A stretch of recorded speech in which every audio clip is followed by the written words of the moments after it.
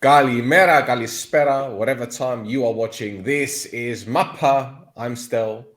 Mr. Thassos is here. Good evening, young Hello. man. Good evening. Good evening. Good evening. Good evening. Yeah.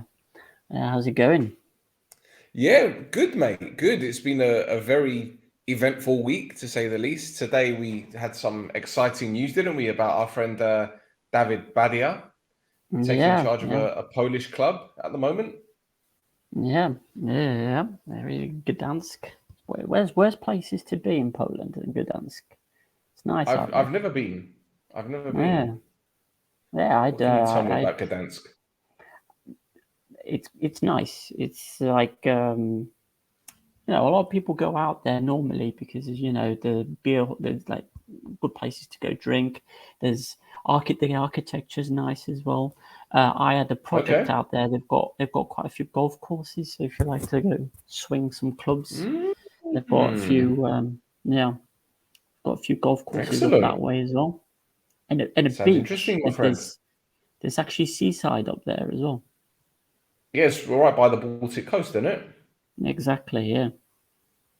So So yes, very nice. as long as you don't mind freezing your nuts off, it's a nice beach. I'm trying to get it up on the map so I can find out exactly where it is. It's in the north of Poland, yeah. Yep. Yeah. Okay, so it's all right. So it's close to Germany, I guess. Mm-hmm. Close to Germany, close to Lithuania. Um, no, okay, fair Yeah. enough. Fair It's enough. nice out Very there. nice. There's an Well, airport as well. that's one place I need to go for sure. Yeah, it's nice. It's nice. Excellent. Good dance. Right. Shall we get cracking on the Cypriot football? For some reason, my earpiece has gone. I don't know what's happening here. So Oh no. hopefully it'll connect again and everything will be hunky dory. So in the meantime, while I sort this nonsense out, let's let's go to the first game, shall we? And Yes, that let's do was it. Agrita 2-2 against Paralimni. And what a game this was. And our friend, Mr. Vucenovic, scoring 2 goals. And this, my friend, was a very entertaining game for the bottom of the table clash, wasn't it? Oh well, yeah. I mean, both the teams have got something to play for, so it makes sense that they're both throwing everything at the game. Yeah, really, the draw between the two teams doesn't really help either one. AKRITAS is still very far behind. PARALIMNI as well with the draw and kind of results elsewhere means they've now dropped into the relegation zone. So the draw doesn't help out either team. There's still plenty of football to be played though. Yeah, it's it is what it is, isn't it? Vicenovic for PARALIMNI is the bright spark really. He seems to be working very well with Rushas. Rushas tees him up and he gets the goals.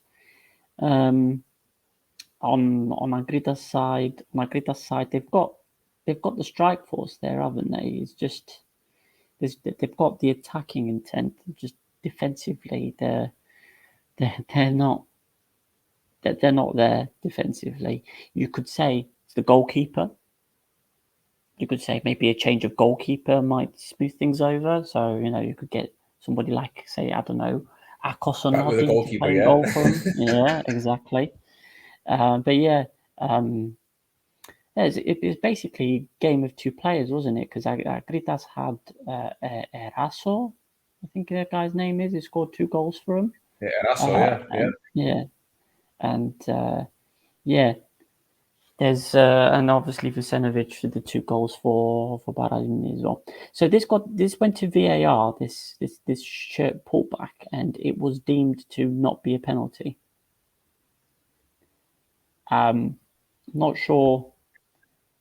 Like they did There the were two check. incidents. There was one with a potential handball, and then that was that. I think Yeah, that one was more of a penalty than the handball, for yeah, sure. yeah. But yeah, it's there. You can see it. The guy's being pulled back by his shirt. Normally, you see that given, but they didn't give it. There you go. So the first goal I was just surprised the first goal was in the 54th minute. But yeah, first goal goes in, and then an already hectic match then turns into a basketball match after that. Kind of shots flying everywhere. Both goalkeepers, I think, didn't have the best of games either. Like Kostic would be annoyed at that he let that squeeze in past him. But yeah, I'm just waiting for the Vucenovic goal, man. I'm just waiting for that one. That's a great finish. The big one. That's a great fantastic finish. as well. And the thing is, we've been talking about it for weeks, though, in terms of give him the supply, because we saw him score against Olympiakos. We've seen him score, a few goals this season. But this is a striker that only needs half a chance, and the 2 goals he scored, especially the second one, which we're going to see in a moment. It just shows the guy only needs half a chance. This one, I mean, the awareness of where the goal is, he's running away from goal effectively, and he swung his boot at it, and it's a great finish. I really hope this guy joins a better club, because he deserves better. But this is the goal, mate. I mean, Cristiano Ronaldo scored something similar against Villa, but this, come on. If Messi or Ronaldo or Neymar or Mbappe did that, people would be talking about the Pushkas Award. I'm not even joking. This, I mean, it's a difficult technique enough as it is, but he's going away from goal as well. It's techers, mate. Great, it's great skill to actually get the shot away. I think, but Vendrell, I think, will be very pissed that he didn't get to it. But yeah, it's just the surprise, isn't it? He wasn't expecting something to come. Listen, somebody's going to be after him. There's 2 or 3 players in this PARALIMNI team that are going to go places, and they're going to go places quickly. So there's places like Diawara who just need to go back to APOEL, and probably just who's going to be fighting for a place in the first team next season. Vucenovic, you've got players like Meira in that PARALIMNI team as well, that are very skillful and can produce. It's just that it's just not working for them. I think whether there's luck defensively, there's all kinds of issues there.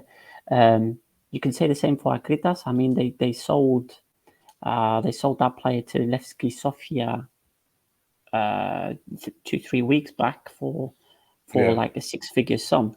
So they've also got players as well that have got the potential to go out there and do some big business. But both those teams are down there for a reason.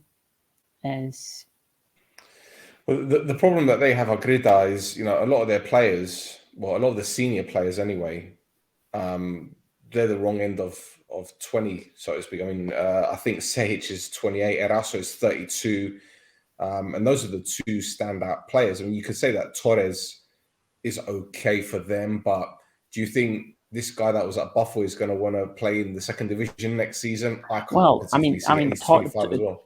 Yeah, Torres was on loan to them last season in their promotion bid. So the second half of the season, he went over to them on loan and scored. He was on loan at Riga as well, I think, which is the other team that Dubov owns out in. That's right, isn't it? Yeah. So he's is somebody with potential. But a lot of the AKRITAS team are kind of like, they're players with potential. I think David, when we interviewed him, said the same thing. They're going to be great players in 1, 2, 3, 6 years' time. They're not going to be great players now, but they need the experience, and that's what they get in there.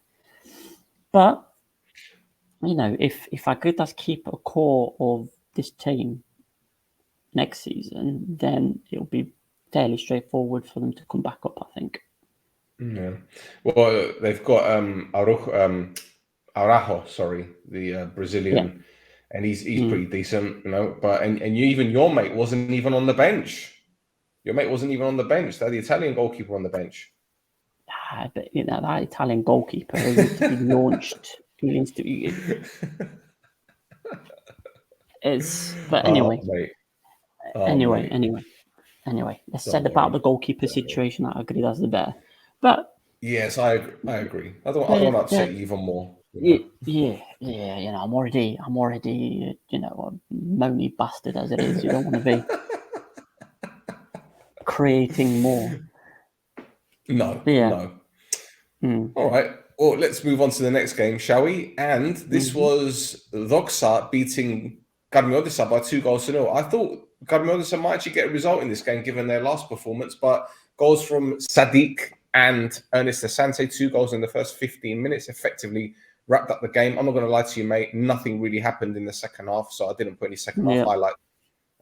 Yeah, I mean, yeah. So yeah, I mean, DOXA are proper going for it, aren't they? The kind of the form they're in at the moment. You know, Sakas has kind of taken over this team and has got them, you know, actually playing, because he hasn't, you know, he's not made any new signings. He's not made any. I don't think he's changed stuff that much. No. Was that a handball? I mean, Yes, if it's not handball, it's a foul. If it's not handball, it's a foul anyway, isn't it? Because he's led in with the elbow in the back, hasn't he? Yeah. Yeah. So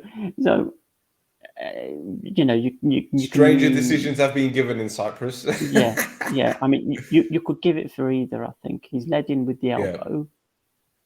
The ball's hit his elbow, but the ball's hit his elbow because he's put it in Sadiq's back. So yeah. So yeah, I think it's a penalty. And But yeah, yeah, Sadiq scoring. He's finally got his name on the score sheet. Spogliarits, you know, he's been doing the heroics over the last 2-3 games. Now that Knobloch has been out, I don't know if he's still injured or they just decided to go with Spogliarits just because of the last 2-3 games he's played. He's played a really good game, to the point where he's actually been picked for Cyprus as well for the first time. Yeah, so, that's right. That's right. Well, look, they need a regular goalkeeper, don't they? Because Dimitriou isn't playing, Banai isn't playing, Kyriakidis isn't playing, obviously. But I'll tell you what, I'm really, bravo. But I'll tell you what, I'm really happy for Ernest here. I'm really happy for him. You know, he's a good mate. A good goal. To see him get on the score sheet again, and he's had an up and down season, hasn't he? Because he went on loan to AEK. And, you know, as we said a few weeks ago, him going back to DOXA might really hurt AEK in the long run. And, you know, we're going to go into them in a bit. But all right, it wasn't a great finish. He smashed it at the keeper. But, look, it went in the back of the net. That'll do his confidence the world of good. And I'm thrilled for him. Yeah. Yeah. I mean, I think there's a bit of the highlight that got cut off there, where you can actually see DOXA fans celebrating. No, it was there. It was there. Oh, it was there. Okay, it was there. Yeah, I'll bring up in a bit. Though. We can count them. We can count them. But yeah, you can see people watching KARMIOTISSA as well on the other side of the stadium as well. But yeah, as the thing while these highlights are going, I think KARMIOTISSA, if they don't start, if they don't pick up some points soon, they might be in it. They might be in it because they're only 8 points away. So, you know, if your DOXAs, your PARALIMNI, your OLYMPIAKOS start picking up points, and KARMIOTISSA, considering the kind of the season finished, they're going to be sent into it, aren't they? Yeah. Well, it would be a shock for me if they got relegated, given how well they've done in recent weeks, and they've really given the top teams a good go. You know, they made AEK sweat, they made OMONOIA sweat. So for them to go down, especially with the 4 signings that they made in January, would be a shock for me. I can't see AKRITAS and Olympiakos getting out of this, in all fairness, and that just leaves one more slot, doesn't it? Yeah, because 3 go at down, moment, right? So exactly. So PARALIMNI and DOXA, you know, it's a big win for DOXA, and I don't know how PARALIMNI will get out of it. But look, it's been one of those unpredictable seasons. So I really can't nail my flag to any mast at the moment. I'm gonna lie. Yeah. Well, I mean, DOXA were below PARALIMNI for God knows how long, obviously. Yeah. DOXA have hit form. PARALIMNI are kind of up and down at the moment still. So, you know, it's anybody's game. Would it be a shock to you if KARMIOTISSA went down, though, given the players that they have and given the investment made, especially, yeah? Yeah. But I mean, one reason that they would be going down would be, you know, you've had 6 coaches. You've had 6 coaches. And, you know, on top of that, they're now looking for a 7th assistant manager because they've got rid of Sinisa Dobrasinovic, who was hired kind of once Avusti went, he was hired and brought in to kind of look after the team until they could get, can't remember the manager's name. Yeah, I know you're talking about. I forget his name as well, don't worry. Yeah, but basically looked after the team until they brought this guy in. And now, 2 months later, they've got rid of Dobrasinovic, who was there as an assistant. So 2 months seems to be kind of the best before period for coaching jobs at KARMIOTISSA. But if they don't get a result next week, and PARALIMNI and DOXA do, I can see them looking for coach number 7 after that game. Well, the thing is, Kertsakov has only been there a few weeks, right?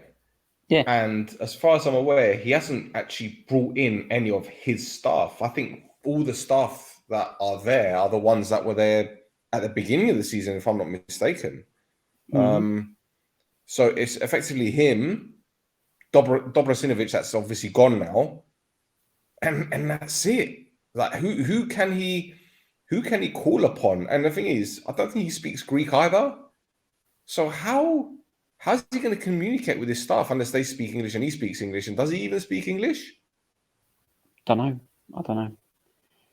know. But I mean, that's. I think he might do. I think he might do.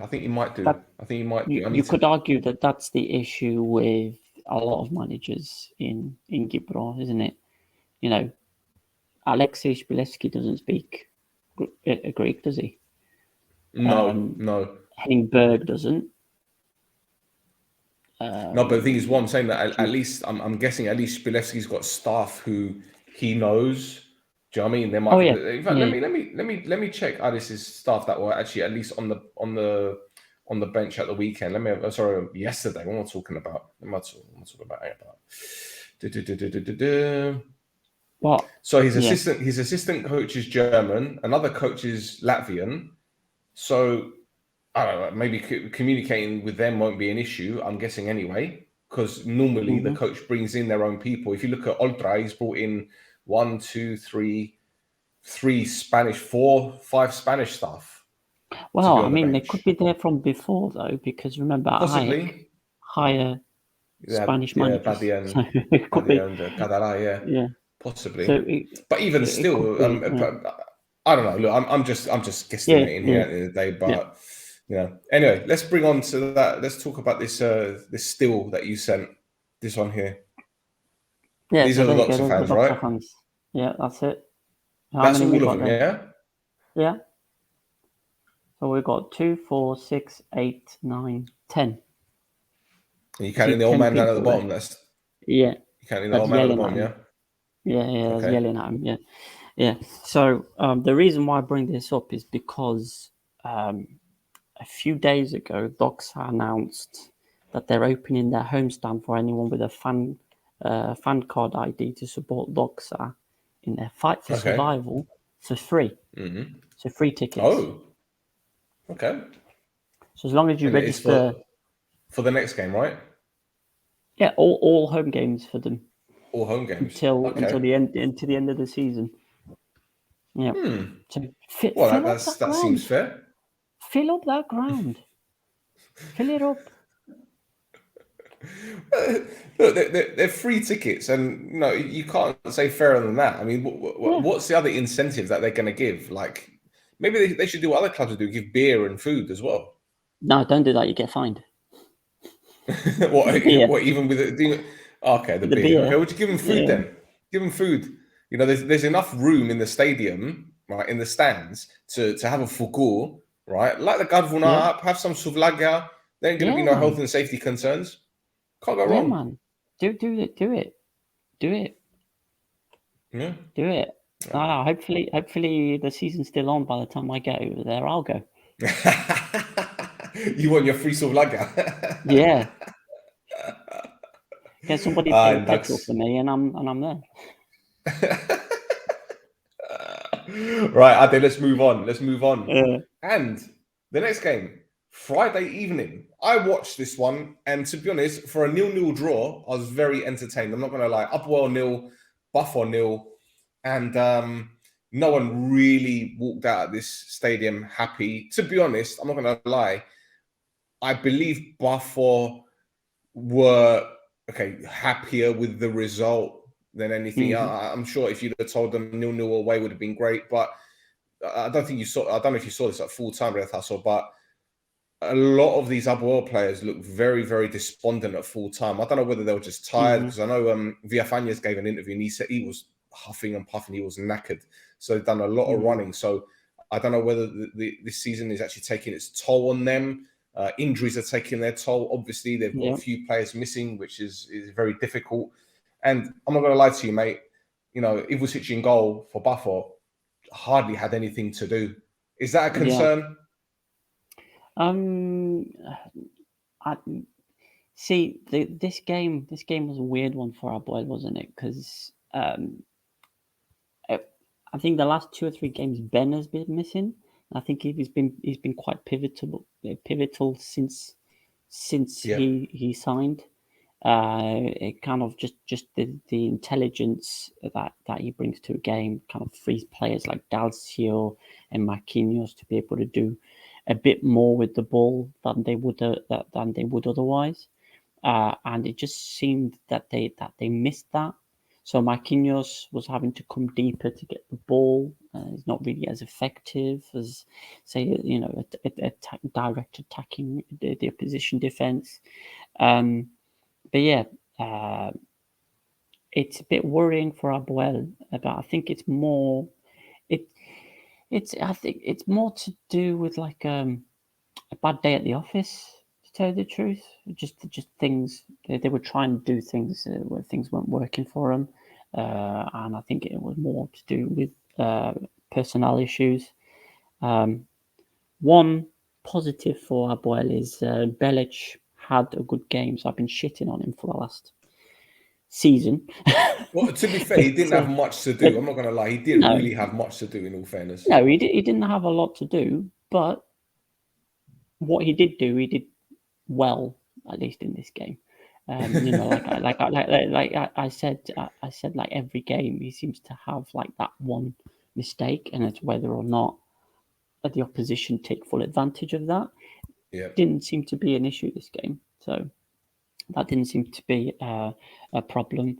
But yeah, like you said, APOEL are starting to suffer from a few injuries. So they've got Ben out, Kostandinov is out, Wheeler is out. Wheeler is out until October. yeah. Because he just had surgery on his cruciate ligament injury, isn't it? Well, this is it, because he sustained it against OMONOIA in the cup game, and I'll never forget this, because he was on the touchline and he started feeling his knee, and he got up, and I sent a message to the boys in the WhatsApp group. I says, I think he's done his knee, and they're like, no. One of them said it could be his hammies or whatever. I said, do you know what? It doesn't look right, and the fact that he continued the game. Now I don't know whether that's just being brave, or maybe it was. Worse. Yeah, exactly. He played with an ACL for another like half an hour, 40 minutes, which was just crazy if you think about it. But I guess adrenaline keeps you going. Maybe they gave him a painkiller. I don't know.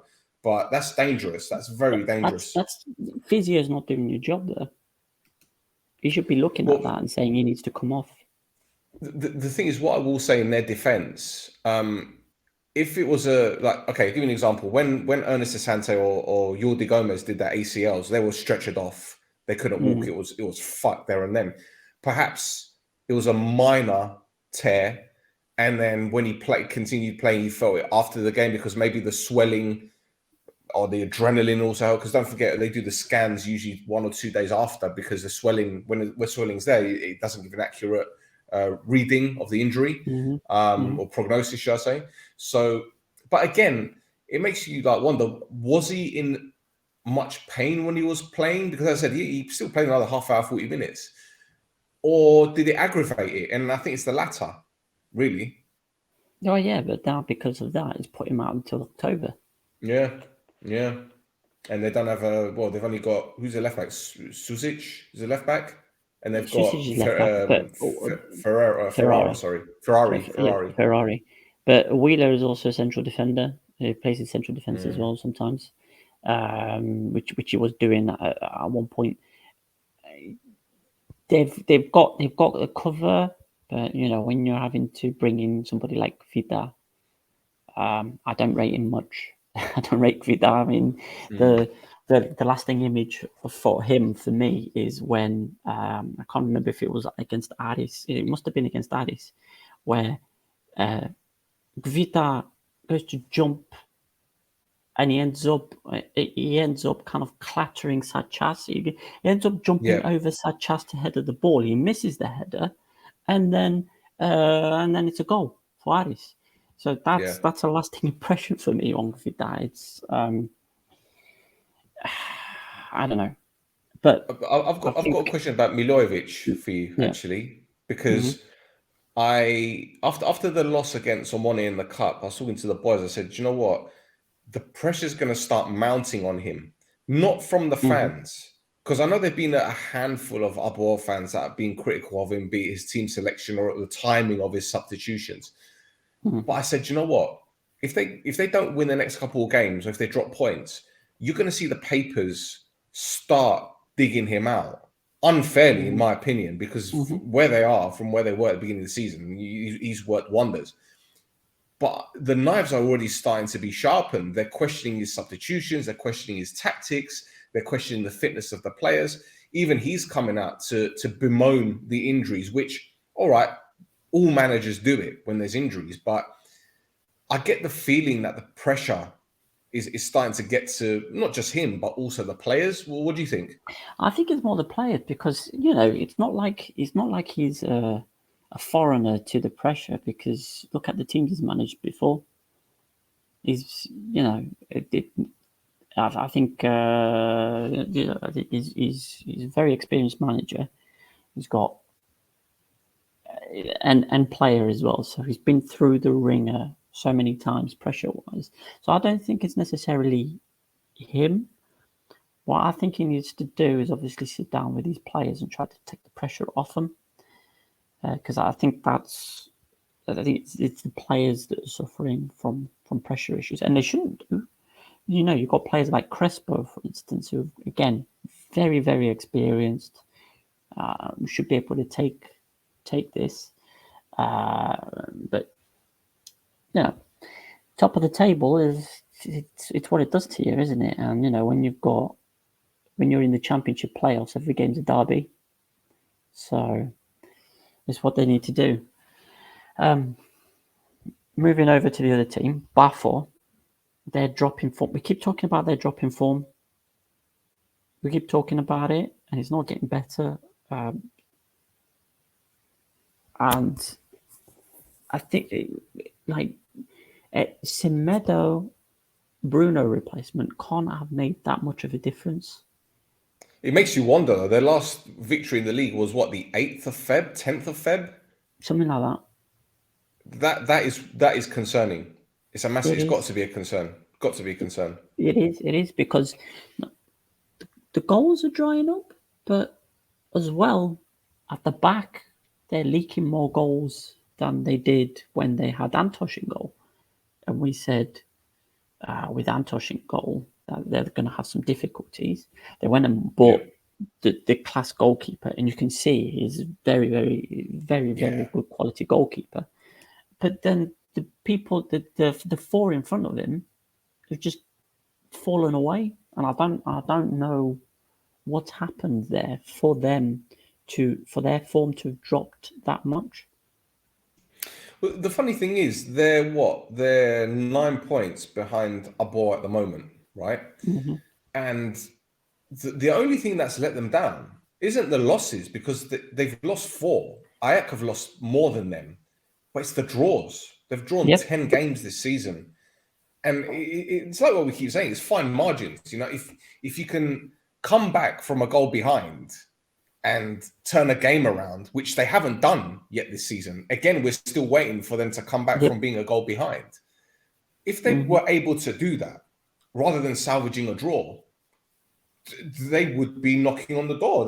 But 9 points, okay, you could still argue there's plenty of games to go. There's 6 games to go? 2, 4, 6, 8 games, sorry. 8 games to go. Mm-hmm.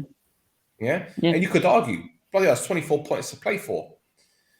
But when you look at their form, and don't get me wrong, they were decent against APOEL, but again, there were still phases where they got in behind APOEL and they only had 1 or 2 players in the box, and there's that over reliance on Jairo, which, okay, someone can always turn around and say to us, well, when he was injured, they were still winning games, but this is the business end of the season.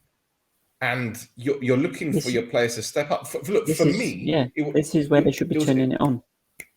Exactly. And for me, when I looked at the lineup, again, I'm not here to criticize Henningberg. I'm in no position to do so.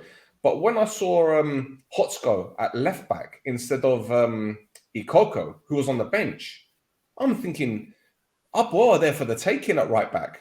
Susic loves to get forward. He doesn't get much protection from Dalcio in defensive areas. Don't get me wrong, Dalcio does tracking, but he's not great defensively. So I'm thinking, use Ikoko's pace, because obviously on the right-hand side, they had, I think Dimitri was at right back, and he did a fairly decent job. Fairly decent. But the threat wasn't there on the left-hand side. And every time I saw Hotsko get the ball, I thought he hasn't got that left back in him to bomb forward and deliver crosses in the box. He looked very, very awkward. And perhaps he was there just to protect the overlaps or stop Dalcio. Maybe Ikoko isn't as defensively sound as he is. I get it. But maybe in the last 20 minutes, when you see the legs, and Berg didn't make a substitution until when? What time was it? He made a really late change. When was it? Hang about. I'll tell you exactly when it was. He brought on Hestad in the 92nd minute. Why? Why? Anyway, this is why, you know, and as an Omonia fan, he did it with us as well. Yeah. We saw it a lot, like the timing of his substitution. So again, maybe he felt that a lot of players still had it in the tank, but they could have been a bit more, I don't know, they could have gambled a bit more. But then again, having said that, I refer back to what I said at the top of the clip. They're probably going to be happy with the point. So maybe Berg thought, let's get a point and go home happy. So maybe that was a game plan. But again, as you quite rightly said, their form has dipped so much. If they'd have beaten APOEL, you know, which they could have done, let's get it right, they could have done, that would have said a lot. That would have said a lot about their title ambitions. But anyway, it is what it is. It is what it is. Before we move on, I'd just like to give credit to the APOEL fans. Here we go, an Omonia fan giving credit to APOEL fans, because they sold 90,000 tickets, as far as I'm aware, and they had this. I mean, this was immense. I think the game was delayed by about 5 or 6 minutes because the orange smoke just took over the stadium. And they made a really, really good atmosphere. It felt like a derby game. You know, it felt like, you know, a game that you would have loved to have watched on television, because let's get it right, the atmospheres in Cyprus haven't been particularly great this season, especially the Group B games, don't get me wrong, they've been poor. But you need fans like this, and they'll probably get a fine, won't they, for this? Yeah, oh yeah, definitely. They'll definitely get one for having the smoke, the flares, and everything else, and 2 for forcing the delay in the start of the game. So yeah, there's going to be a few fines to pay on that, but you know, the fans are delivering. Yep, absolutely. You know, absolutely. Yeah. Okay, right. Next game. Oh God. Okay, right. All right. I'll scroll down to that game then for the notes. God Almighty. Apollon 3, Omonia 1. Oof, and a game which, after the first 20 odd minutes, I thought Omonia might get something, but 2 goals from APOLLON. This one was a calamity. Fabi came out, Yeah. rush of blood to the head. Omonia still had opportunities to clear it. They didn't. Ekpolo scored a goal, probably the easiest goal he'll score in his career. And then Shradi equalised, which was a fantastic goal. Ball over the top from Pana. Great finish, don't get me wrong. It's very difficult to control it the way that he did, because I thought that ball was going to go Rose the way that it bounced towards him. But then we capitulated, and I could argue, and I've got a clip after this from Gaguli being wrestled in the box, and a handball that was given to by Gaguli, which was never a handball. But Thassos, I want you to talk more about this game than me, because I've said what I had to say about it. It's a clown show, this club, but anyway, it is what it is. What can I tell you? I was just kind of like the notes I had for the game, pretty much the ones that you've already said. So, I mean, Route 1 football, wasn't it? Really, really good long ball pass there. Brilliant run from Radi, and just the way he hits it. It's now imagine if Omonia had got him in the team, proper fit, ready to go from the start. Mate, do you know what? I'm not going to lie. I like this player. He's got something about him. I feel that if he's got better players around him and a better coach, we'll see more of him. He didn't play the 90 minutes. I don't know why he was taken off, but anyway, continue. Sorry. No, I mean, the reason he didn't play the 90 minutes is probably fitness. Like, he spent a long time out. So I guess that's probably to do with it. Yeah, the game, so this penalty here, it's. You would never expect that from a senior player, And the fact is, Mavria was going away from goal. He was going nowhere. Going nowhere. Yeah, but Bapulis is like 60 years old, man. What are you going to do? His reflexes on what they were. So, he was probably he probably thought he could control the ball. And Mavrias obviously managed to get to the ball quicker. Penalty for Bitas, another goal for Bitas. Fairly straightforward goal for him, obviously. Just got Fabiano to dive the wrong way. Fairly straightforward finish. Yeah, and then kind of right. So okay, I mean, we'll talk about that in a bit. I just seen something I wanted to talk about there. But it's better if we get the images up of that. But yeah, that was a phenomenal save. It was. That save from Jovanovic was incredible. I mean, Jovanovic was given man of the match. The Apollo fans voted him man of the match, and yeah, I'd agree with that. I mean, he's been solid during this big run of form that Apollon have at the moment, and then Warda gets another goal, sprinting on his own towards the goal. Gets another one, 83rd minute. Bam, fairly straightforward. I don't know what the chicken dance was for. Was he pretending? Was he like doing a thing about Anorthosis there?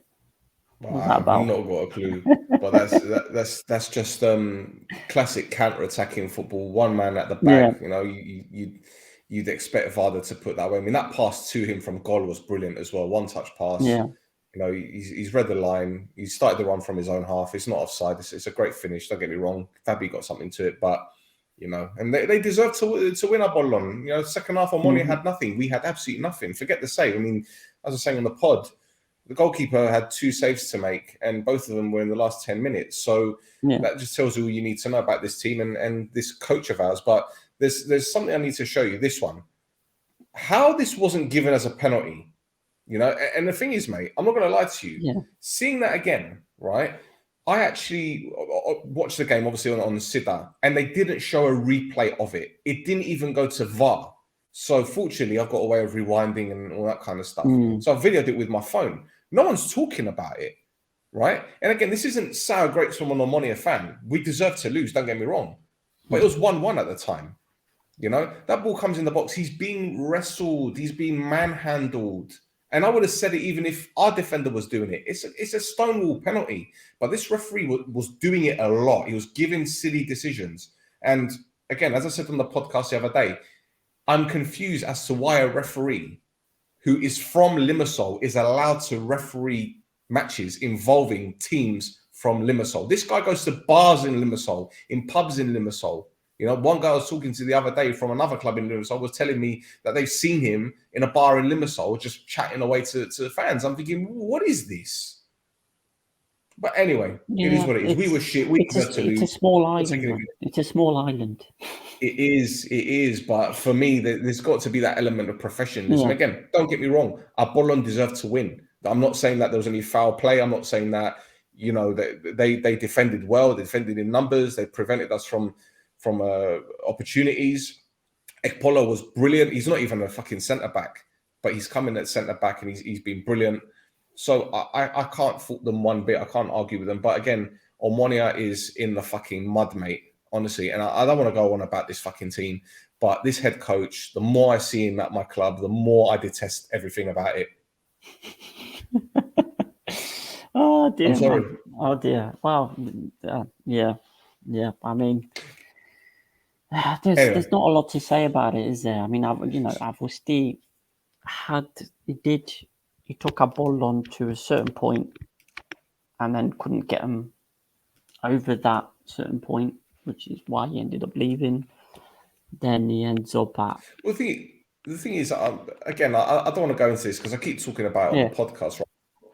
In terms of his credentials, you know, and this is the thing that frustrates me most about Cyprus and Cypriot football.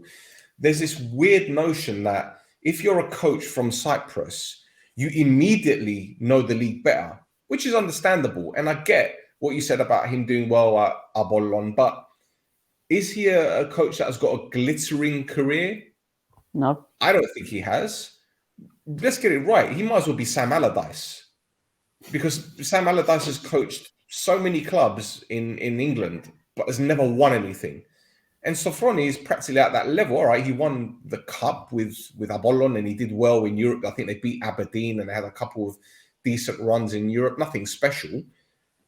But the fact that he was earmarked as OMONOIA's coach straight after Ferreira left the job. And I've got OMONOIA fans telling me we've seen improvements. I says, what improvements have we made? We lost 3 of our first 4 matches. All right, we beat APOEL in the cup and knocked them out. But we smash and grab the win there. We smash and grab the win against KARMIOTISSA. We smash and grab the win against OLYMPIAKOS. So what improvement have these guys seen? Now, if this coach was Serbian or, I don't know, German, they wouldn't be saying that. They'll be saying, what about his CV? What about this? What about that? I had someone say to me the other day, well, it's not his squad. I was like, well, we said the same thing about Ferreira, but Ferreira was getting results and he was getting them playing football. Okay. We had some tonkings, the ANORTHOSIS game and APOEL especially. Yeah. But look at how those games, how those games mapped out. It was all because of defensive mistakes that cost us the points. We lost to AEK when we were in control. If Lesiak knew the offside rule, we'd have won that game. But again, these are individual mistakes. But the game against APOLLON, as you quite rightly said, it was just long balls. It was just long balls. So again, I've got to continue to question this guy because I don't think he's any good. But listen, game's done. APOLLON won the game fair and square. There's 2 things we need to touch on very quickly, though. First of all, you're going to go into it, and I'm going to bring it up now. This one right here. It's not the Incredible Hulk. There's 2. So there's 2. Yeah. So the APOLLON fans were flashing lasers at this is Loizu, right? Yep. Yeah. So they were flashing every time there was a set play. They were trying to get this green laser in his eyes. Yeah. To put him off. That seems to be happening more and more frequently. But here's something we didn't expect to see, and I'm being sarcastic. Welcome to the ALFAMEGA swimming pool / stadium. There was a massive leak. They had to move fans 3 rows behind. Oh my God. Yeah, state-of-the-art facility, mate. State-of-the-art. Yeah, no comment, man. I'm gonna grind my teeth. No comment. Now, I just, the the jokes I made on Twitter, you know, it's the Agros Metallic Water Stadium, and the Limassol Stadium sponsored by Ocean Basket. Look at it, man. It's unbelievable. I mean, you know, the Let me zoom Emirates in. Stadium where they had Let the me zoom in. flooding. The Emirates Stadium where they had the flooding. At least that stadium's like 10 years old, if not more. This was finished. This was Can you see that finished. guy? Can you see that guy there? Can you see the Oh cursor? my god. This guy here. Where is he? Oh my This god. guy's like, fuck this shit. Oh my god. The Jesus Christ. I can't stand the rain. So I turn into the Wicked Witch. I'm Oh melting. my god. Oh my god. Oh You my kind of god. half expect, like, you know, when you go to these restaurants and they've got fish tanks in there, you kind of expect them to put goldfish in there or koi fish, like all these tropical fish. Just stick tropical fish down there, give it a bit of ambience, you know. No man. You were talking about having the fugu out at the stadium. You put the calamari in the octabody in the water there, and then when somebody asks for calamari rings, you get it fresh out, chuck it on the grill, done. Oh mate, you love to see it. You love to see it. But there's some more news with what's APOLLON related news, isn't it? Yeah. Oh, what we're talking about the new under-21 Cypriot national team coach. Yeah, Or return of the yeah. Mac. Yeah, Return of the Mac, mate. Konstantinos Makridis is in. He's got a new job. He's going to be looking at the Ethniki Elpidon. He's going to be looking after the under-21s. So he's going to be dealing with, you know, Okas Jr., who's at in the Fulham reserves. You've got Yannis Chas. You've got there's the kid that's at Atletico Madrid. There's a few players in the under-21s that are really interesting, and you're going to have Costantino Magri looking after him. Well, I'll tell you what, I'm not going to lie. I was very underwhelmed with the appointment of Ketspire. I fear for the future of the Cypriot national team with this guy, bearing in mind when he was coach of ANORTHOSIS, he rarely selected Cypriot players. In fact, he went more with players like his godson and his countrymen, which is understandable.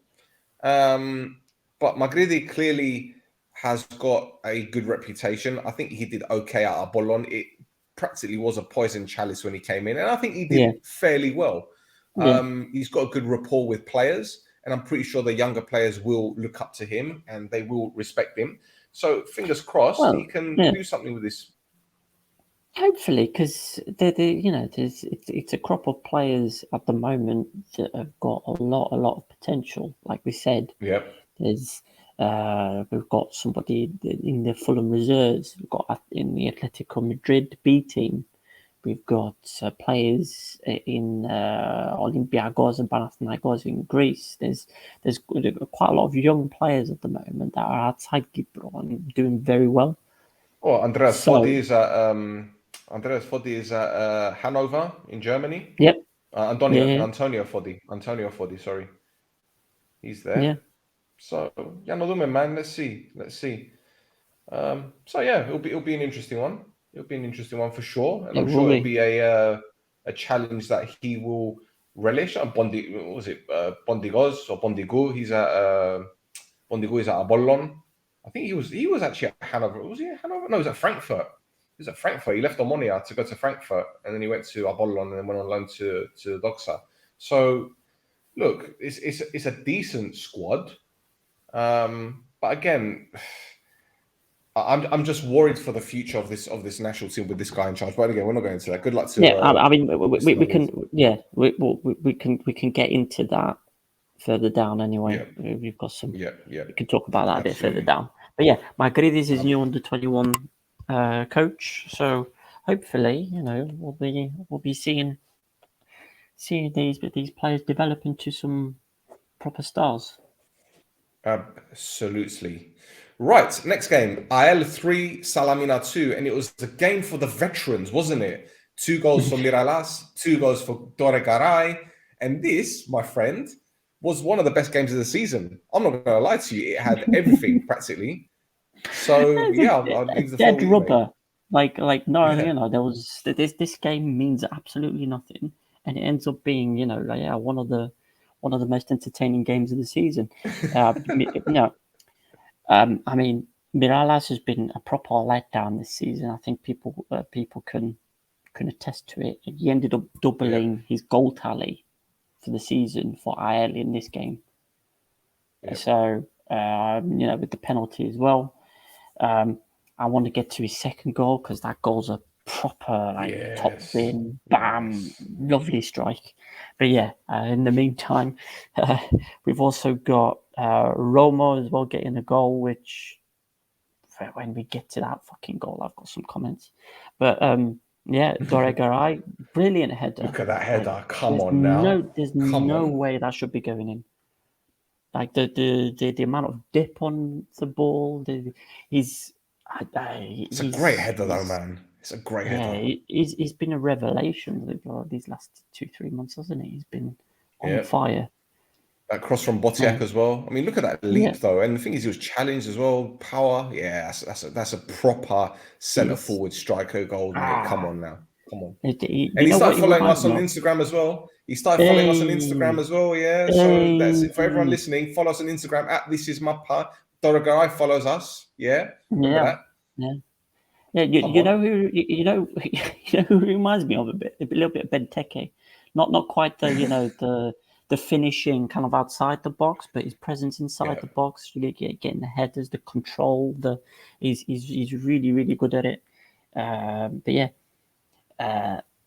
there's I want to get to either Romo's goal or Mirallas's goal as well. But yeah, it's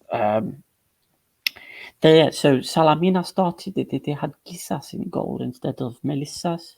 So I don't know what's that. There's nothing you could have done about that. Look at that. There's nothing you could have done. You could have had two goalkeepers in there. You ain't stopping that, son. Rolling back the years, Kevin. Rolling back the years. That absolutely launched it, didn't he? Man. Yeah, man. If he only did that from the beginning of the season.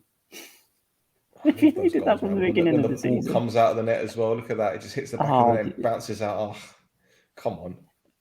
It's a good thing we don't have split screen. I wouldn't like to see your face right now.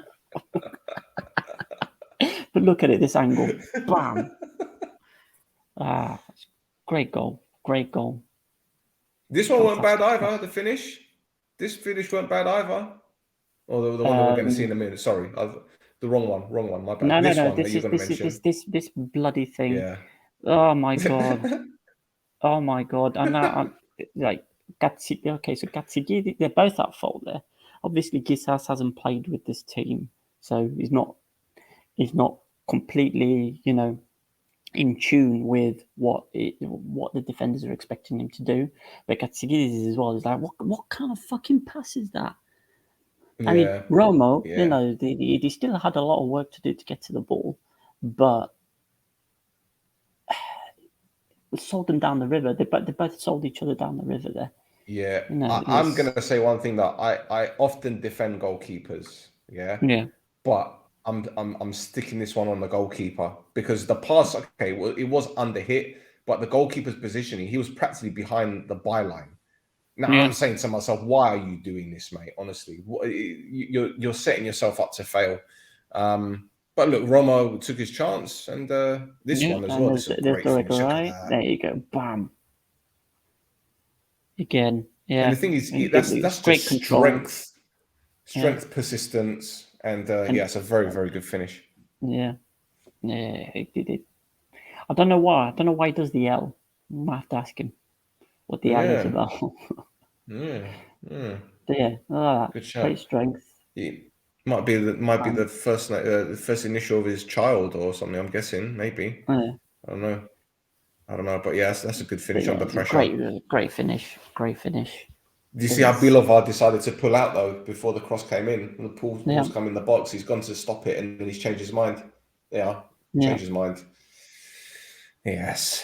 Yeah, but again, that comes with experience, doesn't it? It's of course. Yeah, dead rubber game, yeah, but the but most again, entertaining one for sure. yeah, the uh, Salamina Anyway, kind of I think you're on needs. mute. Oh, I can't hear you. can you hear me now? I don't know. Hello. Anyway, I'm sure we'll sort out these technical problems in just a moment. It's always a fun time to just talk over things, even though I can't hear him and he can't hear me. And yeah, this Hello. is the joys of recording. I'm not even going to edit this bit out because No, you Ed, know I'm not going to edit anything. Oh, I just heard you there. Second, you muted yourself. please edit it. Ado, there you go. No, I'm not gonna edit it. I can't be bothered. Can't be bothered. Okay, fine. I really don't know what happened there. I didn't touch nothing. So It's anyway, okay. It doesn't matter. yeah. You didn't miss anything. You did not miss anything. Okay. No, No, what I I was don't going think to our say. listeners missed anything either. Don't worry. Okay. Oh, look, we've got a dog has appeared in the corner here. But yeah. So what I was going to say is that Yes. now Salamina, it's good that they're putting on these shows. If they keep putting on performances like this and putting on matches like this, obviously they're going to get people in the stadium, which is something that they need at the moment because over the last week they actually put out on social media that they're asking their fans to help fund the team further to make sure that they complete their financial obligations for the season. Basically, what they said was that because they're outside of the top six, they're not playing as many of the big teams that they would have liked to play to fill the stadium, which has meant that they've got reduced income for gate receipts. I just think it's a bit weird that if they'd done more poorly, there would have been more to play for, and therefore would have got more people in the ground, and vice versa. If they'd done just slightly a bit better, and got to that last place in the top six, there wouldn't have been anything to play for. But because you're playing APOEL, you're playing AEK, you're playing Aris, you're playing APOLLON, you're going to be filling the stadium more. So they're kind of caught in this weird limbo area where they can't, where they can't get enough people into the stadium. It's bonkers. Well, just a word of advice. Stop setting fire to your fucking stadium and getting games cancelled, and you won't be 3 points worse off. It's just that simple, isn't it? Honestly, stop setting fire to shit. Salamina didn't do that. No, I though. Oh, I did, yeah. But it's Salamina Yeah, who were looking for the help. yeah, I know. But I just thought I'd mention IL Oh, because they almost got into the top six. So, oh yeah, yes. yeah. I mean, they were both fighting for it, but obviously because they both missed out. Well, to be fair, Salamina are lucky they didn't get a points deduction after what happened to those two journalists. Yeah, as well, exactly. But it's like that rolling wheel of fortune. Fine, ban, Gubes. That he posted up on Twitter. This Don't worry, I'll bring that image up when it's time put it for in. when it's time for his section because I'm sure he loves it. I'm sure he loves it. Oh man. That's you're right. Next game, ANORTHOSIS beats OLYMPIAKOS by 2-1. 2 goals from Guerrero. January signing, one of them a peach of a free kick. I'm sure our friend Joel won't mind us mentioning it. It was another one of those where no goalkeeper is going to stop that. And Bert Esselink got on the score sheet for Olympiakos. Incidentally, Esselink is Olympiakos' top goal scorer in Group B with 2 goals. So it's the case of the Guerriers again, isn't it? The defenders got more goals in the outfield, the rest of the squad. So Yeah, pretty much. Yeah, pretty much. Yeah, yeah. I mean, he's their top goal scorer for the season now. I think. Oh, Like not blimey. just I think he's on 4 for the whole season. But yeah. Crikey. Anyway, we're talking over this free kick. I think we just need to kind of pause and collect. Just wait for that beautiful angle. Kind of shows it from behind him. Yeah, Shows it just yeah. blasting the net. I mean, it makes you think kind of like the performance that ANORTHOSIS put for this game. The kind of like how do you stop that? You don't. You don't. You No, don't. I mean, not at all. the wall is placed correct. You know, is placed correctly. Mal is in the Joel is in the right place. It's just it's just hit that so sweetly. There's no way you're stopping it. But anyway, not at all. I think there's something that happens. One of the highlights, Esselink, not Esselink. Sorry, is Yakumagis. It gets punched in the face by Loria and nothing happens. That's pretty standard, though, isn't it? Yeah, That's pretty standard. It's like Loria comes out to punch the ball, but it comes behind the attacker and it's punching the attacker in the face. Like you actually see Yakumagis like collapse on the floor, like almost like he got punched by Mike Tyson. You'll see it. You'll see it in a second. It's. I tried to pause on the moment, but the quality of the cameras at the Magarion, obviously they're working on 1970s technology there because it's the Magarion. For sure. But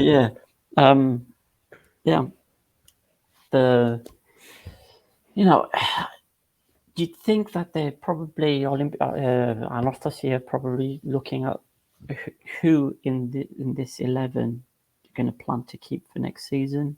So I think that's probably what their manager's gone out and told them. Like, you put some performances in to see who stays and who goes. Because obviously, players have already started leaving ANORTHOSIS. We'll talk about that, I think, in a minute or so. Yeah. But the reason why I've paused this is because, for me, that's a pen. Is it? That is a pen. Yeah, I think that's a penalty. Okay, because I think that's a penalty. He gets the ball, though, doesn't he? But he goes through him. And this is the other thing, right? Because this challenge here is very similar in the sense that, okay, he makes slight contact with the ball, but it's the follow through that does it. He gets a touch of the ball. His studs catch the ball, but it's the follow through that does it. So it's a similar situation. It's a similar situation. So again, I can understand why Olympiakos feel aggrieved. However, what I will say about this game, and again, I haven't put the full highlights because it was just half chances or just crosses in the box. Olympiakos only seem to know how to play one way at the moment, and that's pump the ball in the box, either from set pieces or just, from wide areas. And it's clearly not working. Now, I don't know if that's because they don't have the strikers to get them goals, or maybe that's the best way. I mean, look at this. This is another one, hoof in the box, and inshallah.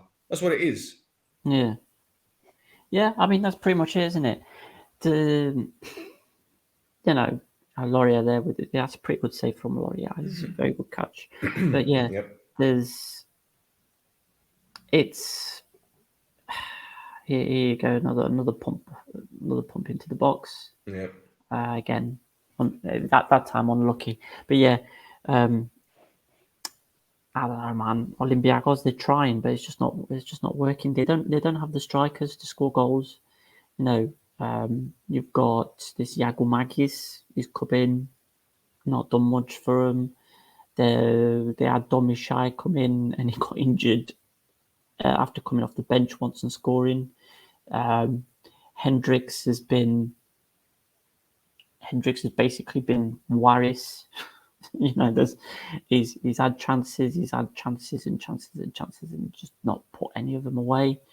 And they brought in a couple of other strikers as well who not done anything either. It's I don't know. It's just not happening for them. Well, last week after the DOXA game, which they won, they released a story that Jason Punchin was released. That came as a bit of a shock to me, but at the same time, they obviously want to clear the wage bill, reduce the debt. Harayan is going to Astana, the centre back that they signed from Spain in the summer. Ninga apparently is leaving. He was another big name or big money signing, shall I say. And Aris could be also out the door. So that's 4 players that came in last summer that are surplus to requirements. And do you know what? I don't know whether this is part of a planned restructure, or maybe they're just in such financial disarray that they have to do this. No disrespect to the likes of Artimata, no disrespect to the likes of Loria or Hamaturnian or a few other players, but it seems that the players who, okay, I know Sava wasn't impressed with the signings that ANORTHOSIS made, as you mentioned last week, but players like Punchin and Harian, I think they're vital if you want to kick on and if you need experienced heads that know how to cope with the pressures and the demands. And look, Punch has played in Cyprus for a few years now, so he knows the league, going back to the whole, oh, well, we need someone that knows the league. But again, it's a very strange situation for me for ANORTHOSIS, and a lot has happened in the back, hasn't it? Like the yeah, I mean, so Jason Punchin, I think he's been used as like the poster boy for the ballsed up recruitment strategy that Boulaïdis had in the summer. Obviously he's going to be disappointed because he hasn't had the playing time. Fans are disappointed in him because he hasn't had the playing time. And he comes with a name, a big wage packet, obviously deserved wage packet because of his experience both in Gibro and in the Premier League and other places. And he's just a reminder for people of kind of the mistakes that the previous regime had made. So that's why I think there was a bit of fan backlash on him, and I don't think it's deserved. And I think some of the other players as well. Some players rightly deserve the backlash. I'm not going to mention which players because I've spoken about them before. Does his name rhyme with a car made by Toyota? Yes. I mean, look, listen. He's not the only one. He's one of them. Well, to be honest, I think the only signing from the summer can really hold his head up high is Kiko, because when he's played for him, he's had a very, very good spell, and I think even Punch to some extent when he's played games, he's been quite effective. But all the shit that's been happening in the background with Vada, with Lazaro, with Boulaïdis, with all this other shit, it's obviously had an effect. And the other question I will ask, right, which we haven't really touched on. Artimata played against DOXA 2 weeks ago, and he played again, I think, if I'm not mistaken. But he was like fourth or fifth choice as central midfielder. Yep. So I don't know. Have they let Punch go because he was on a higher wage than Artimata? Because Artimata was captain last season. It could be. I got no idea. Artimata was injured for quite a while this season. So it could be that they're bringing him back in because he's got his fitness back up, and they're getting him ready. They're getting him ready for next season. Possibly. I don't know, man. I don't know. There's a big salada going on at ANORTHOSIS. Sava was very helpful last week. Yeah. Kind of shed some light on it, but obviously there's a few dark corners still left to explore. Yeah. Certainly. Okay. Yep. Now, how many games we got left? We've got one game left. Wait. Oh, hold on. Before we move on, then there's the other thing. Go on. That in the ANORTHOSIS, the Olympiakos versus ANORTHOSIS game, afterwards, Andreas Sandis, who's the president of ANORTHOSIS, made everyone aware that Olympiakos supporters had abused the ANORTHOSIS board of directors and were quite vulgar with what they were saying. Wow. Now, MAKRIDIS had a Facebook post afterwards. Now, here's the surprising thing. No. Here's the surprising thing. This is the surprising thing of all of this. He said it was true and offered his apologies to all those who were affected. Yeah, that's the eyebrow. The eyebrow. That's why that's how I reacted as well. Wow. Like, what? Yes, he said sorry. Is he turning over a new leaf? Has he found God? Has he surrendered?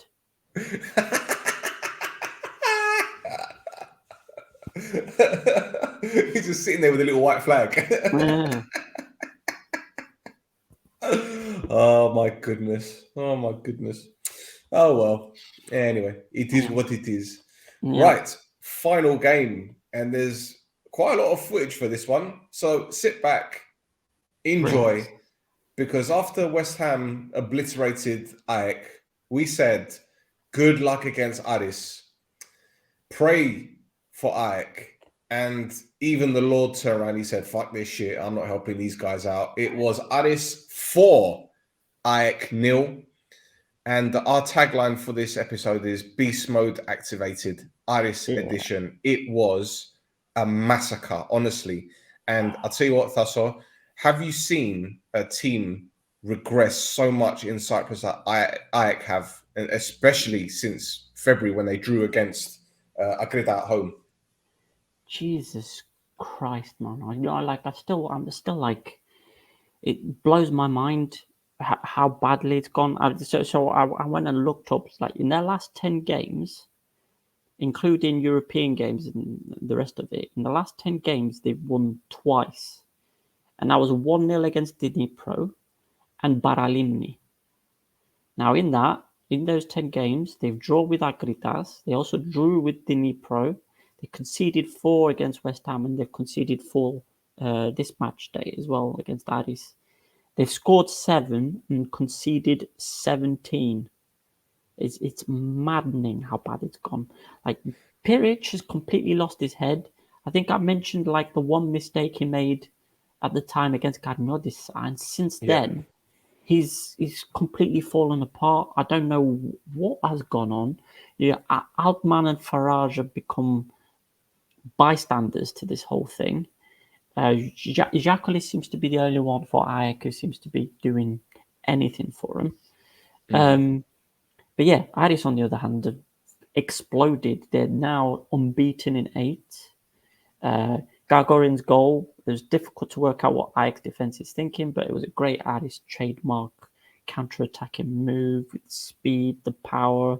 The only thing that's obviously not typical Aris is they scored. Because obviously, we've spoken about previously with Aris, they need chances. They need chances, chance. First chance of the game, they scored. Now, for some reason, that offside that was just given there in the highlights, they show the offside decision like 5 minutes after. So I don't know why it took them so long. You can actually see the difference between the two lines. You know how you're supposed to do the offside thing. Back with the lines. 2 lines, two separate lines. You see them; they're separate lines. Anyway, again, there you go. See, 2 separate lines, and again, but even then, again, with the great finish, cool finish, great mate. attacking play, counter-attacking, just the speed. I think the only reason I can think why AEK have fallen off the cliff as much as they have is maybe that Ultra's got them doing murder ball, like like Bielsa style murder ball, and it's completely destroyed them because they've started their season late June, didn't they? Because of the qualifiers. Yeah. So the thing is, what you'll notice about this one is that every time Aris have got the ball forward, practically all the AEK defenders are watching the ball. They're not watching the man. And look, this is something that we've spoken about at great length with Cypriot football, but I think this isn't down to ability mostly. I think it's down to fatigue, and AEK they're on their knees, mate. They're on their knees. And Farage, I don't know how he managed to play as many minutes as he did the other night. And look, I know AEK had a few half chances, but Aris were in control, mate. And the thing is, again, I'm going to talk about Aris now. As you mentioned, they're 8 games unbeaten, But right now they're demolishing teams, and at this stage of the season, That fucking I defending. mean that Sorry, finish. the slide tackle, man. What was that No, slide tackle? I agree. It was terrible, but you know, it was a cool finish, and It this is was. It confidence, was. man.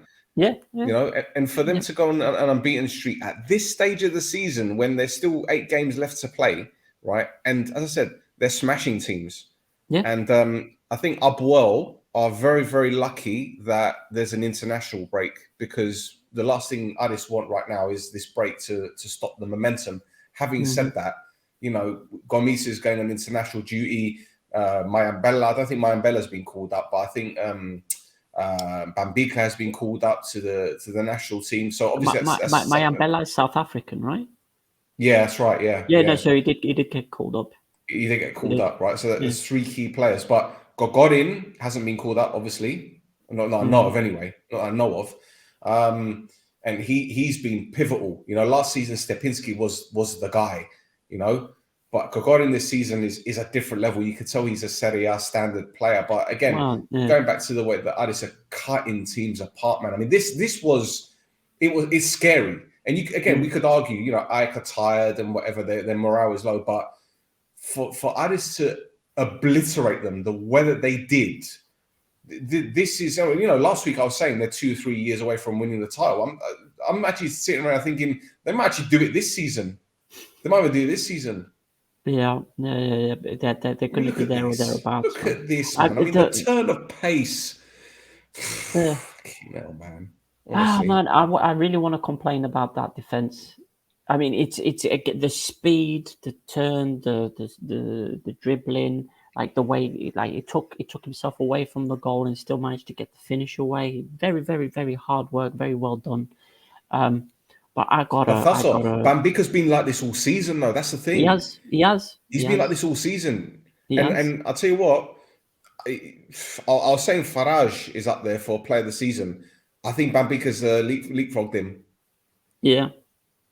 No, there's the way that they attack, the way that Shpilevsky's got these players running into the ground for him, but still maintaining their fitness. Like they must do a lot of fitness work and kind of a lot of rest, which I think is why they're kind of staying a lot more fresh than say somebody like a team like AEK.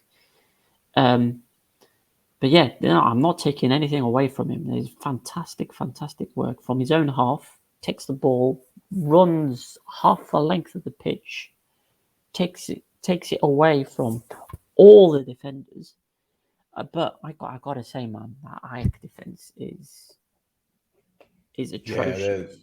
It's atrocious. Like you see them running back, kind of, and then they just stop. Like even for the 4th goal, like they've just stopped. That number 15, again, fantastic finish. But that number 15 for AEK, he needs putting into a blender.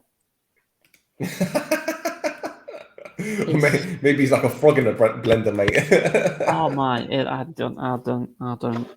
But don't take anything away from Aris. Like Aris as well, have got players who can come off the bench and perform for him.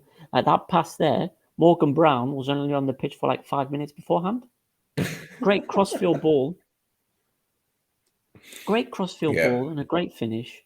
But yeah, they've got players like that. Spoiler, wasn't even. I don't think even came on, did he? And he was quite pivotal. He was quite pivotal for them at the beginning of the season before he had the injury. You got at the back as well. Aris have got players like Bileas, Yago that work really hard for him as well. They've got Borson came off the bench. Yeah. I mean, Borson needed a rest. You know, there was that period. Yeah. There was that period of 3 or 4 games where there was like either own goal or sending off or whatever. So I think the rest has done him good. I think he'll be able to come back now and go in there and show his best again, like he did before. Well, you know, they got Zoke in the middle of the park. They got Struski in the middle of the park. You know, Sikorski is still to come off the bench. Stepinski is still on loan. It's just it's a scary. It is. Yeah. And the thing is, what we also need to mention, mate, is the team spirit. You know, you're looking at the goal celebrations, you're looking at everyone that, you know, even Spilevsky's running on the pitch to celebrate with his players. Like, you know, he loves his guys. Of course, he loves his guys. Of course he does. Yeah. But the thing is, I know winning breeds confidence. I get it. But we were saying they went through a spell where it was like draws and draws and draws, and we thought, is he going to lose his job? But bravo. But they stuck with the coach. They trusted him. They didn't sack him. You know, they went through a bit of a sticky spell, but they stuck by him. They turned things round. And as I said, the way that they're celebrating goals at full time, you know, the social media posts and all that, they seem like a team that actually believes that they can win it. And you know what? It wouldn't surprise me if they did. I'm not going to lie to you. At the beginning of the season, I wrote them off because I thought if they have a European campaign, it might really hinder them. But they haven't looked back. And as I said, Bambika's been brilliant. Gogorin has been scoring goals left, right, and centre. Vanna Alves is a phenomenal goalkeeper. The back line, all right, they've got mistakes in them, but you know, Yago is playing better now. Boakir scored the goal the other week against ANORTHOSIS. So, of course. So, look, this isn't me just waxing lyrical about them because obviously we've got a good relationship with them on the social media, which is cool. Like, it's a great thing. But really and truly, the facts don't lie. The facts don't lie. And they're the informed team at the moment. They're blowing teams apart. And, you know, APOEL really need to be very careful next week whenever the campaign resumes, because if they go into this game playing the way that they did against OMONOIA, against Buffalo, they could get steamrolled. And yeah. I mean, I again, like you, I wrote them off at the beginning of the season. I wrote them off again when they had those six draws in a row. They're there to prove people wrong. They've got the drive to prove people wrong. And that's kind of the best thing, because even with kind of how they're performing at the moment, I think people still consider them underdogs. Yep. And that's the best thing for a team like this, because they've been proving people wrong all season. They should just continue to go to prove people wrong. AEK, on the other hand, fallen off a cliff, lead balloon, you know, make all the bloody similes and metaphors you want. It's, I don't know what the hell's gone on, but it's gone. It's gone. I think basically I see this being a fight. You know, like APOEL and Aris and APOLLON are probably going to get top three. APOLLON, they've won 5 games in a row now. They seem to be doing something with Andoni. He seems to have got these players playing properly. It's the lucky shirt, Thassos. It's the lucky shirt. It's the lucky shirt. Yeah, exactly. So I've got APOEL, Aris, and APOLLON probably getting the top 3, and then PAFOS and I kind of like being like, oh, we're going to try as well. But yeah, I don't see them. I don't see them getting into those top 3 places the way that their form at the moment. And then OMONOIA. Yeah, we won't talk about them. Yeah. Anyway, no, I mean in the notes. Look. In the notes, it just says you can't see it. I just have OMONOIA in a paragraph and a sentence. Oh, geez. Well, look, a couple of quick things. We did a little meme. I think that's perfect, isn't it? I mean, that's just the same kind of thing. And the other one, which I was very, very proud of, as you know, Thassos, we have a little back and forth with Aris on social media, and we did our own little meme at the beginning, which they've now jumped on, and they're very pleased with it. Good old Costa there at the bottom. I mean, as Patrice ever says, I love this game. So yeah, we've got a little bromance with Aris, and you know what? Good luck to them, because it's very easy to sit there and say, oh well, they've got all the money, but do you know what? They're doing things the right way, as we keep saying, and if it makes the Cypriot League more entertaining and gives them more of a global presence, even the league. You know, if Aris win the league, there's opportunity to get to the Champions League. I'm pretty sure they'll strengthen in the summer, which will then boost the Cypriot club's chances. And yeah, look, I've got no beef with them. Like, honestly, no beef whatsoever. They're like Switzerland to me. You know. Listen, if it gets Switzerland. If it gets the league's coefficient up, get more European places, get them further through the qualification for the tournaments, then by all means, bring them in. Let them do what they need to do. It's all fine for me, no problem. Yep, Yeah. 100%. So kind of that's it for the games. So I think it's just moving on to other bits and pieces. Shall we bring up your favorite moment? Here he is. Bring it on. Bring it well, on. I mean, he didn't have much to say this week. So No.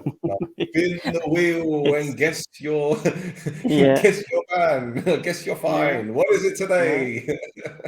oh, VRYONIDES. fantastic, beautiful, beautiful, beautiful. Oh man, if he had social media, tag him. He'll block us. Oh.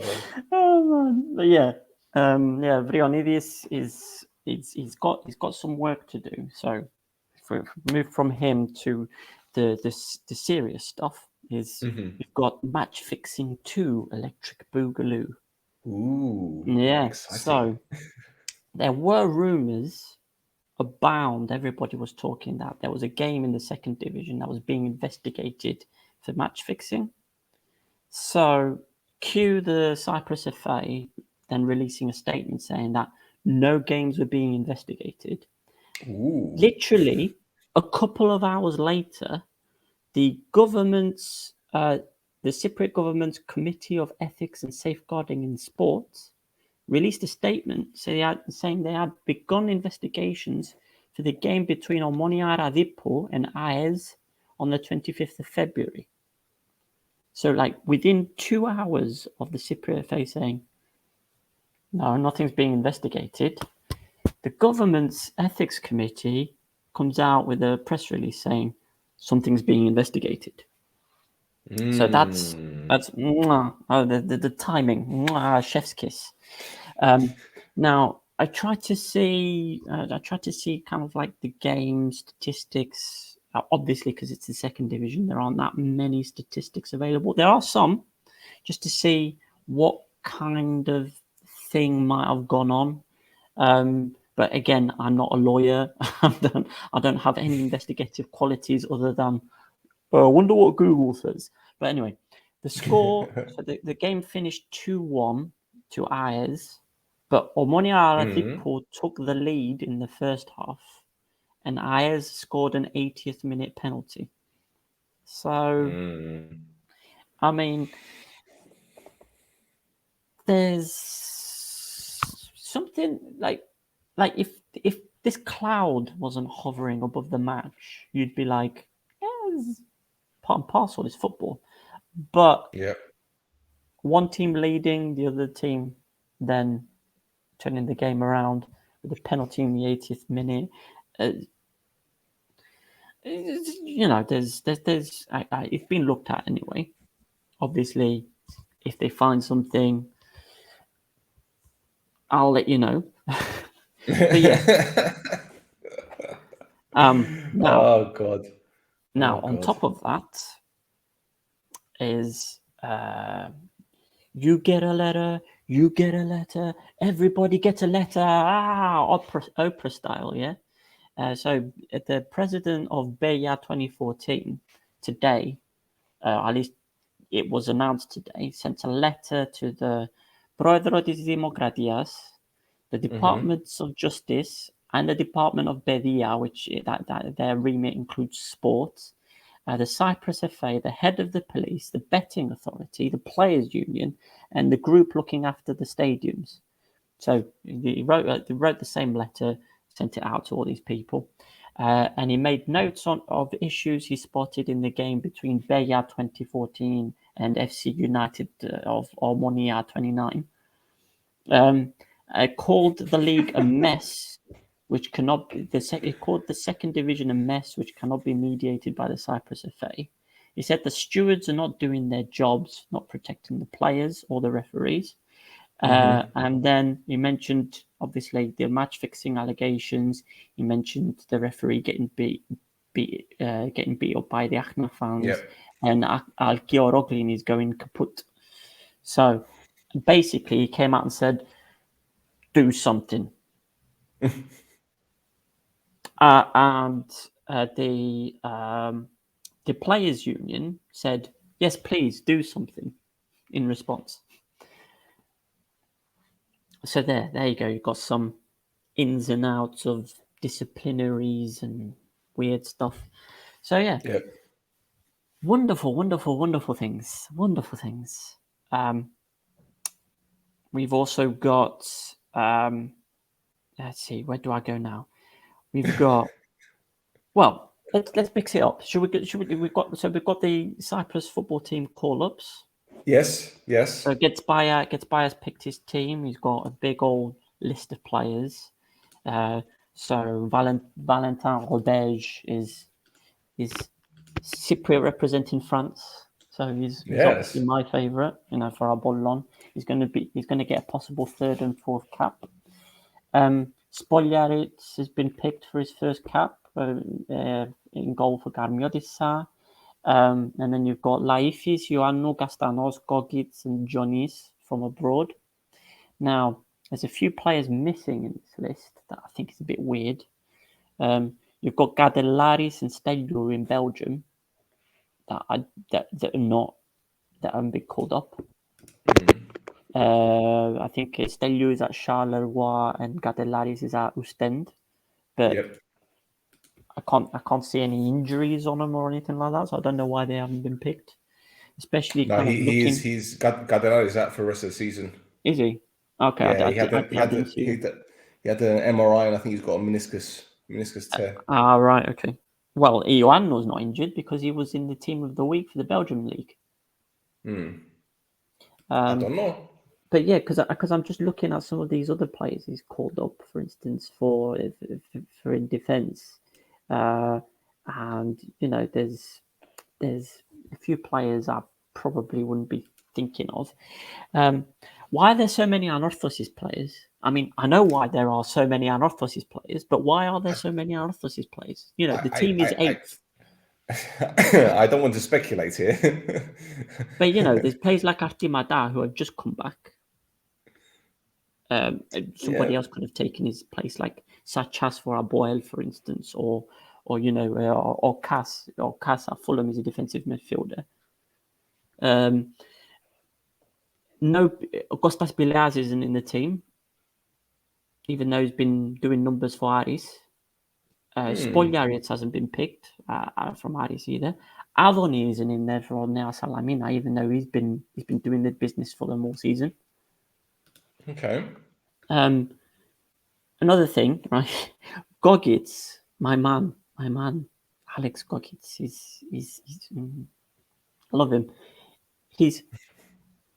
He's going from Scotland to Gibraltar to train with the team, to then take a flight back to Scotland to play the game. Okay. Then he's going to Armenia to play the other game. Then flying back, and then I'm guessing he's either going to fly back to Scotland or fly to Gibraltar, stay there for a bit, and then go back to Scotland again. Obviously, because he plays for St. Mirren. Man loves his nation, doesn't he? Yeah. So does Marinos Jonis, obviously, because he's flying in from bloody Kansas to do this. One person, it's a bit weird, who's not in the team as well, that's not got a call up, is Sodirio. Yeah, that's right. Yeah. Sodirio is done it in the league in Gipro. He did it at Copenhagen. He did it at Ludogorets. He did it at Astana. And he's not doing it so much in Japan at the moment, but it could be like changing culture and things like that. It needs a bit of time to adjust. But he hasn't been picked. Yeah. Now, or he might have been picked and said no. I don't know. It's weird, but yeah. So just the thing is that there was this article on 24 Sports by Costantino Nicolaou, right? And he was basically writing about looking or casting the net wider when it comes to calling up Cypriot players, because obviously there's a lot of English-based Cypriot players, right? Raul Soliriu, who I think is at Crawley Town. You know, Andros Townsend could have played for Cyprus. I know he's obviously in England international, but he could have played for Cyprus. His mum's Cypriot. Now we've got the lad at Sporting Lisbon, Marcus Edwards, whose mum is Cypriot.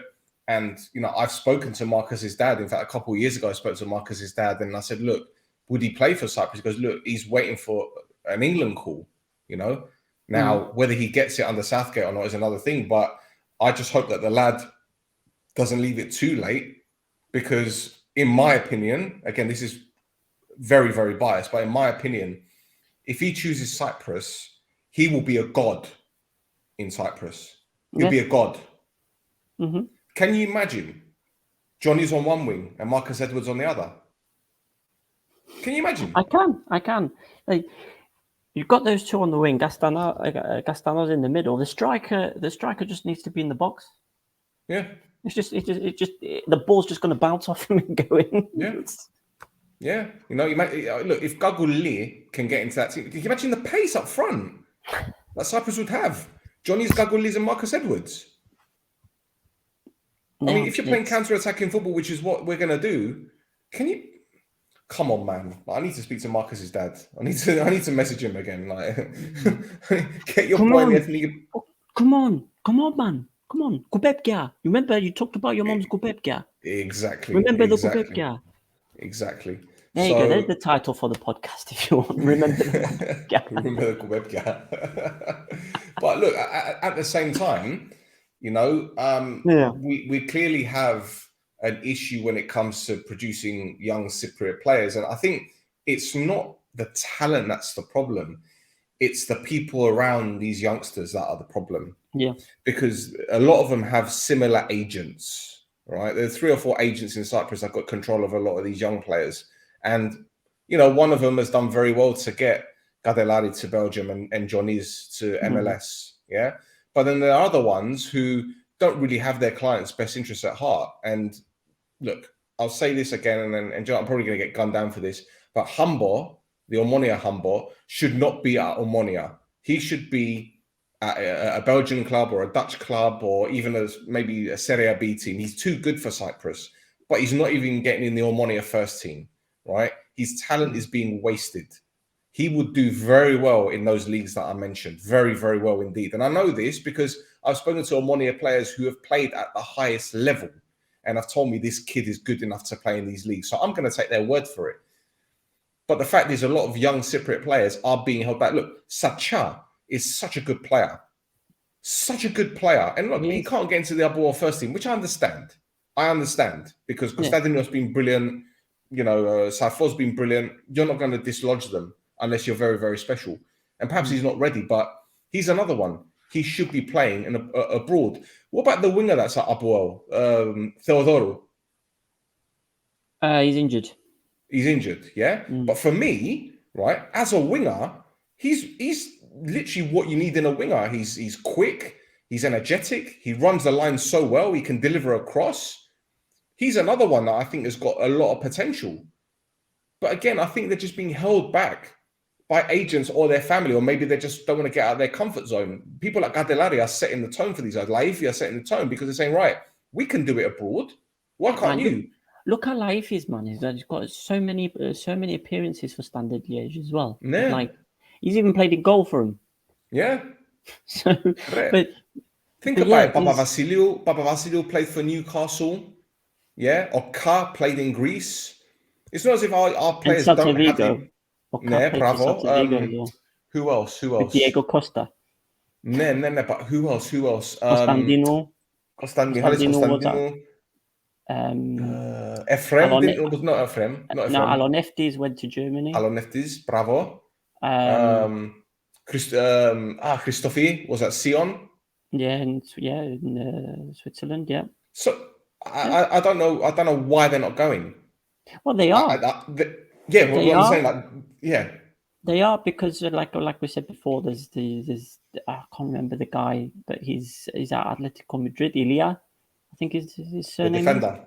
Yeah. The defender, yeah. He's only like 19, and he's playing for Atletico Madrid's B team. So, you know, he's got to be rated highly if he's playing for, it's the B team, but it's Atletico. It's it's Atleti's B team. Yeah, yeah. You've got Ocas in the reserves for Fulham. You've got Andonio at Panathinaikos, their second team. Yeah. You've got Solomon, the defender, he's in Scandinavia? Is he in Sweden? Something like that? I think so, yeah. There's a couple of other ones in Spain as well. A couple of other... Who have we got? I'm just trying to think. Let me just bring them up. But yeah, this current squad, I can't... Yeah, there's a few of them. Oh, we've got one at Hartlepool as well. Yeah, Trusty. Trusty, that's it, yeah. He's from Blackpool. Yeah, he's on loan from Blackpool, yeah. But yeah, there's a lot of young players at the moment that I think are kind of casting whatever shackles, they're casting them off. And it's the best thing for them. That's the way that a lot of these young players are going to get good. I mean, sometimes they'll come back. Like, look at Ioannou, for instance. He was at Man United. Isn't he at Como? He was at Forest. Now he's at Como. He's doing numbers at Como. He's Fabregas. He's doing great at Como. He's doing great at Como as well. They love him up there. But yeah, it's there. But anyway, Cyprus, the future is bright as long as there's the correct people there. Now, you were saying Getspaya probably isn't the correct person. I'm not going to get on Getspaya's bad side because we all know what his bad side's like. Yeah, we don't all want to end up like St. James's Park advertising hoardings. No. But yeah, right. So a couple more things. So Cyprus FA Cup semi-final draw. We've got Bruno Derby, Omonia versus Bafos, and then we've got AEL versus Olympiakos. Now, personally, I want Olympiakos to win the bloody thing because I think it'll be funny for them to sign European competition players play in the second division. Yep. Yeah, it happened before. It happened in England, didn't it? Wasn't it? Wigan got into Europe and got relegated in the same season. So they beat City not in the cup unheard final. of. No, so it's not unheard of, but I think it's just a classic Cypriot thing to happen, isn't it? Yeah. Yeah, just an extra thing for us to talk about later. VAR review. So remember we had a discussion about ANORTHOSIS versus DOXA and the penalty and why they retook it. So according to the review, the Szyszkowski save of the penalty should have counted and VAR should not have stopped play. Oh. Yeah. So the reasoning behind it is that VAR should not have intervened because the goalkeeper stepped on the goal line normally. The defending number 11, who was actively involved in the phase after the penalty is taken, at the time the penalty is taken, does not step into the penalty area. So there was encroachment, but not by the player who was actively involved in the phase after the penalty. So they shouldn't have stopped it and retook it. Well, to be fair, as I said on the pod with Sava, it was encroachment. There was encroachment. Yeah, it was, yeah. So even if the goalkeeper had stayed on his line, which he did, it still should have been retaken anyway. But they're saying we shouldn't. Okay, yeah, okay. But what I'm saying is, under the laws of whatever, football, FIFA, whatever, it had to be taken again. But we see encroachment all the time in Cyprus. So look, shirt pulls, the little things which they don't give, they should be giving them. But then the blatant ones, they're not. Yeah, the handballs. Why are they giving some of these handballs? I'm like, rugby tackling players in the box. Yeah, galaxy brain. Well.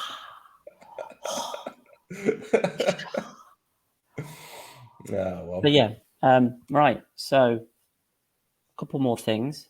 The Players True. Union has been getting into arguments with the betting authority in Cyprus because the betting authority is not helping the Players Union train the players to spot match fixing.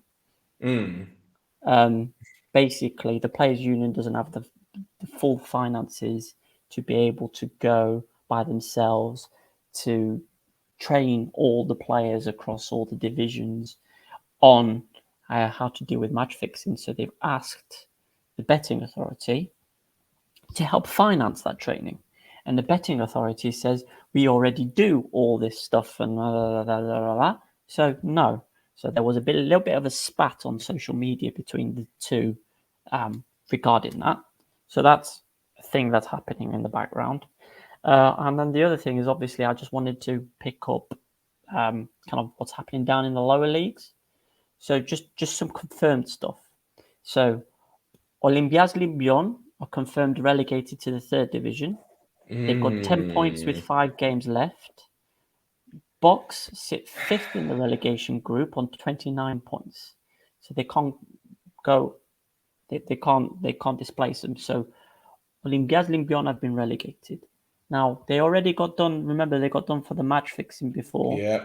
So they didn't have. So they haven't received any financial aid from GOP because of the match fixing, and now they've been relegated as well. So it looks like shaky ground, but we'll see what happens at the end of the season for them. Now, to replace them, we've got VRYONIDES Morpho. They've got 59 points with 5 games left and are 21 points ahead of Iraklis Yerolako in 4th. So they're up. That's it. Now, Enav Polis Chrysochous and Acid Lysis could confirm their promotion next match day, results pending, as they're both 14 points ahead of Iraklis. So, if they win, if those two teams win, that's it. They're promoted as well. So, like, the league, the promotion bit of the league is basically finished. Next match day. Yeah. So, I'm guessing they're going to carry on. If I was, if I was a investigator, I'd probably be looking at those games after promotion has been confirmed. Yeah. Well, this is Cyprus. Not to advise anyone on those things, but keep them peeled. This is Mappa. Yeah. And the last thing is Eliasli Throdonda had been relegated into the AKRITAS. Oh. There you go. And that's it. Oh, there you go. There you go. Very informative. Thank you very much. Plenty of stuff. I just throwing stuff at you. Yeah, that's fine. As long as it's not tomatoes. Yeah, no, don't worry. Cups of piss. Mate. Well, look, Molotovs. It's been fucking hell. Well, mate, it's been another eventful pod. Thank you very much for your time. Yes, thank you. Your Twitter handle is there at Flares Cafes or Cafes Flares, whichever way you want to do it. At Flares Cafes. Yeah, I can't be bothered to change it, man. Just find me. You know where to find me. You'll be there. I'll be there. We're on Twitter and Instagram at This Is Mappa. So until next time, boys and girls, which will be in a couple of weeks because we have the international break. Although we might do something. You never know what could happen between now and the April, because we've still got another 9 or 10 days. So anything can happen. We might find some more scandals, or we might have a guest. You never know. So don't touch that dial. Subscribe, leave a comment, let us know what you think, and we'll be back very, very soon. Goodbye, everyone. Say bye, Thassos. Bye.